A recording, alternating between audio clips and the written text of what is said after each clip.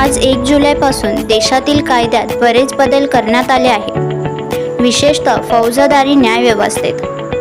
आजपासून भारतीय न्यायिक संहिता 1860 मध्ये केलेल्या IPCची जागा घेईल। भारतीय नागरी संरक्षण संहिता 1988 मध्ये बनवलेल्या CRPCची जागा घेईल आणि 1872चा भारतीय पुरावा कायदा भारतीय पुरावा कायद्याने बदलला जाईल।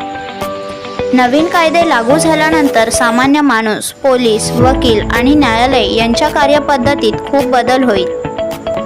नवीन कायद्यातील बदलांबाबत आज बोरिवली रेल्वे संकुलात बोरिवली GR पोलीस आणि सुहाना सफर संस्थेच्या वतीने आज जनजागृती मोहीम राबवण्यात आली। आलेलो आहे बोरिवली रेल्वे स्थानकाच्या या ठिकाणी।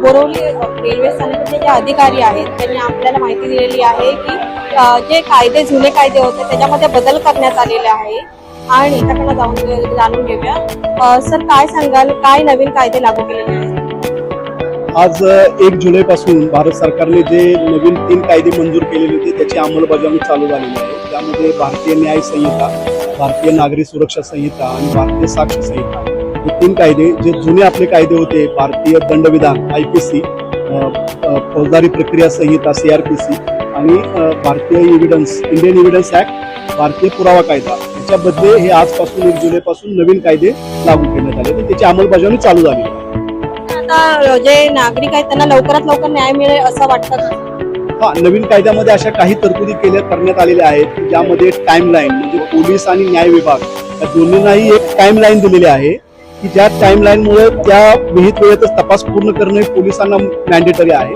तसंच त्या टाइमलाईनमध्ये केसेस संपवणं आणि त्याचा निकाल लावणं हे कोर्टासाठी पण मॅन्डेटरी केलेलं आहे। त्यामुळे लोकांना लवकरात लवकर न्याय मिळण्याची एक तरतूद या नवीन कायद्याने निर्माण झाली। कलम मध्ये काय नियम बदलले आहेत? म्हणजे जर रेप झाला किंवा क्राईम कोणताही मोठा झाला तर त्याच्यामध्ये काय कलम चेंज?